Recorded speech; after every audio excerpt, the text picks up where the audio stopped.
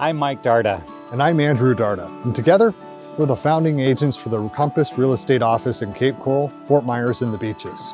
With over 31 years experience selling real estate right here in Southwest Florida, we've had the privilege of helping over 4,000 families buy or sell their slice of sunshine. All right, here we are, podcast number 3, May 2025. And it's the end of season. Season's winding down. What does that mean to our local real estate market? What does that mean to buyers and sellers? I think it means that people are going to start heading back home, heading back up north. We're already starting to see, our seasonal neighbors leave and go back. Mm-hmm. Car carriers are taking the cars away. Yep. But season is a bell curve, so it's not a light switch. It doesn't just turn on and off. We see it ramp up in January and February. We hit a peak, and then we see it die down April, May, and even June enjoys some good activity, mm-hmm. right? Well, I was looking back at the market stats for last season, and we're kind of seeing similar trend this season. And that was this year actually had a slow start. January was really quiet, and then February was really spiking up. Mm-hmm. But it wasn't until March, April, and surprisingly May was super strong. And then it started dipping down, but it didn't go off a cliff after season. It just started slowly, gradually dropping down until probably about August was the bottom of the sales bell curve you're talking about. Cool. So, if this year then is anything like last year, mm-hmm. we'll continue to have, another 60, 90 days worth of good sellable time for sellers. Oh, yeah, straight through June for sure, which should be still a decent time to sell. And there's a little shift that happens too, right? More of our local buyers jump in the market. Yeah. We've got folks trying to relocate and get settled before school starts in August. So that's why I think August, peak of hurricane season. Kids are back in school, out-of-towners aren't here yet. That's kind of the bottom of the bell curve. So that begs the question that sellers are asking like crazy to realtors right now, and that is, should I keep my home on the market now that season's over, or should I take it off and maybe try again next season? So what are you telling folks when they throw that question at you? I think just you thinking of the stats, right? So, if we are going to continue to enjoy potentially another 60 or 90 days worth of week after week good saleable activity, then why wouldn't you keep it on? Last year showed that fortune favored the sellers that kept their homes up for sale. They may not have found a buyer immediately after the season ended, but they found a buyer during the summer. And then, unfortunately too, we noticed now looking back, right, at last year, prices did soften, prices came down. So the folks who decided, I'm going to take it off and I'm going to put it back on next fall, we hear that a lot, right? Mm-hmm. So those people did wind up putting their homes on the market for less money in the fall than they had their homes up for sale at earlier in the year. And a lot of them wound up selling for less money than if they were to potentially sell them during the summer months, right? Well, we know it's not going to change. It probably won't change instantly that we're in a buyer's market, right? There's more sellers than buyers, so we have high inventory. What's not going to change much, we're learning, is interest rates. They're predicted to only drop a little bit from 6.8% now. They're saying Fannie Mae maybe 6.3% at the end of the year, 6.2 at the end of next year. So rates are going to be stable. So really, that means there will still be downward pressure potentially on prices. And last year we had over a 6% decrease year over year in Lee County on prices. So if you're going to wait till next season, it's fine, but just don't think it's going to maybe be more just because it's next season. It's probably going to potentially be a little bit less. Yeah, not much, but a little bit. Okay. So if you're a buyer right now, that you might think about that and say, well, gosh, then should I buy a house? What if the house goes down in value after I buy it? So how do you respond to that question from buyers? Well, it's all relative, right? So every market, other than 2-3 years ago when things were going gangbuster, in any market you've got the potential of losing a little bit or gaining a little bit, losing a lot or gaining a lot. Mm-hmm. So I look at the opportunities that are out there right now. You've got a lot of inventory, so you've got a lot of choices.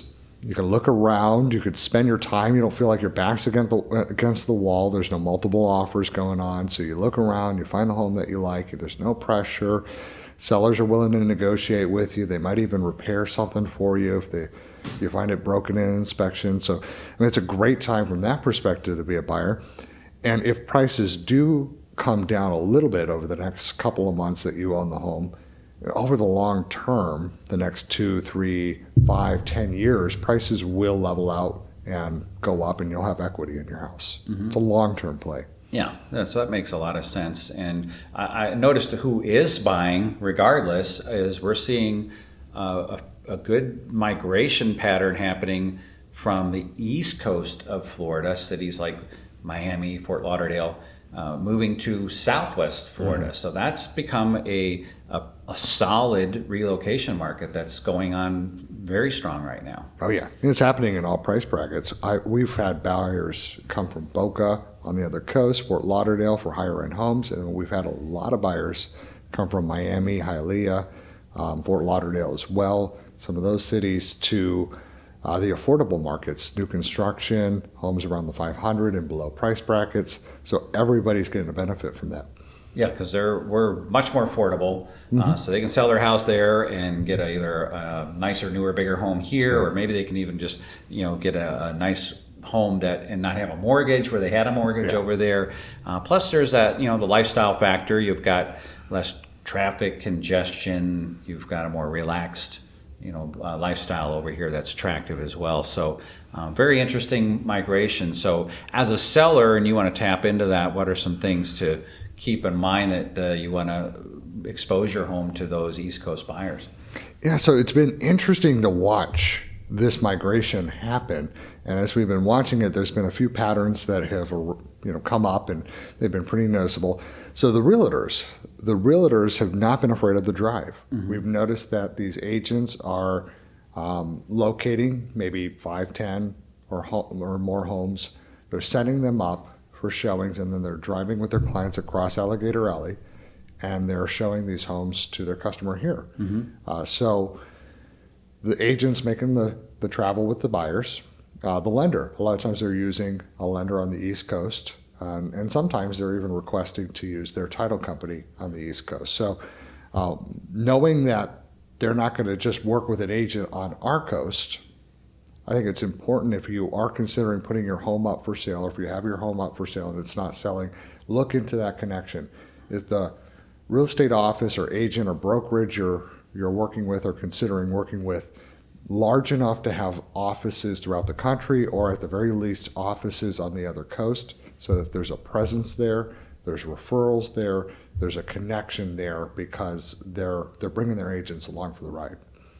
Yeah, so that's a good tip. So that way you can tap into that market, but as a seller, still perhaps have a local experienced boots on the ground realtor here as well. Yeah, there's one more thing I'd add to that too. A lot of people don't realize there's 2 different MLSs. Our MLS, where we look and shop for homes, is different from their MLS. So it is important to have that connection, because it's the connection that gives that agent access to these properties. Without that realtor is no different than the buyer. They're using realtor.com or Zillow or something like that. So it's the connection that's key. That's really important. And of course, these buyers right now have a lot of choices, as we discussed. One of the choices they have in abundance is the decision whether to buy a new home or a resale home. And so one question we get from our buyers is, what's the pros and cons of buying new or a resale in today's market? Yeah, I think there's some obvious ones, right? It's kind of like car shopping. People tend to car shop more frequently than they house shop. So, you're going to look at new cars and used cars. You're going to find that new cars are more expensive. Used cars are going to have a lower price. It's the same for houses. So you're going to spend more on a new home, but you're going to get often some builder incentives. They might have a preferred lender, preferred title company, kick in a few points if you're financing. They may be willing to negotiate with you. You love the house, but you don't like the yard. They might throw in some landscaping or a fence. They might paint something or change something out if they know they've got a real good bona fide buyer. And then I think with the resale, you're going to get affordability. I mean, sellers, you said, what were you saying earlier about the equity in their homes? Well, if you bought a house like 2021 or earlier, you got a historical profit. Yeah. So you've got that automatically will give you more flexibility come negotiating time, still come out a winner, even in today's market. So you got the builder product out there, but you probably are going to find some better values in resale. And let's face it, resales have been built here longer ago, so they're in some of the more prime locations too, right? So if you're looking for something on the water that's close access out to the Gulf, something close to the beach, a lot of this stuff will typically be resale property. So there's some pros there. Some cons are, of course, that come with that are maybe insurance might be a little higher. The elevation might not be as high as a brand new home. You may have some increased or deferred maintenance. Maybe the house is dated, needs some updating. Yeah. So it may take a little bit of that as opposed to that move-in ready new home. So a lot of legislation being talked about here in the state of Florida too that people bring questions to us on. One centers around condos. We talked about this last month. We talked about how the condo market is experiencing challenges right now. And it's interesting that some of those challenges were actually caused by the market, but some of them were actually caused by legislation. Yep. These new rules where you have to have a fully funded condo for safety reasons, and that you have to inspect the building, and they're assessing sellers. The ones that aren't prepared for that financially are charging assessments, raising fees, making condos a little unaffordable for some folks. So the governor is proposing a legislation that will allow condo associations more flexibility to actually fund those reserves slower, or phase them in over time, and also maybe even get other financing opportunities for those. But you brought up a question to me the other day. A lot of people are asking you about what property taxes and what's going on there. Yeah, we're getting a lot of questions about the Governor DeSantis maybe taking out the property taxes for seniors in the state of Florida. And there's a lot of sellers who think that will really jumpstart the market, that'll allow a lot more seniors to eyeball our market over other markets as their potential spot to retire. And what are your thoughts on that? What are you hearing? Well, there's actually 3 proposals out there right now. One is to raise the homestead from its $50,000 right now to $500,000, and in some cases up to $1 million. So that's an interesting one they're talking about. Another one is completely wild, and that is eliminate property tax altogether for homesteaded property owners. Can you imagine? So that one there, it would be a major shift, obviously. And then, of course, you got one last one that you hear a lot about in the news is they're talking about a rebate, like giving $1,000 back to homeowners of homestead property on their property taxes. So a lot of interesting things going on there. The big ones there are actually have to be voter approved. So we may see something on the ballot in 2026 on some of these subjects. So it'll be interesting to watch. So a lot going on here in the market, but it sounds like the bottom line is a season may be winding down, but the market is still going to be strong for the next 60, 90 days for sure. And so if you have any questions about this, talk to your realtor, and these are some tips that might help you out whether you're buying or selling real estate today. Absolutely. All good info. All right, good. Thanks. We want to help you with all your real estate needs. Please feel free to call, text, or email with any questions. We'd love to help you find your slice of sunshine here in Southwest Florida.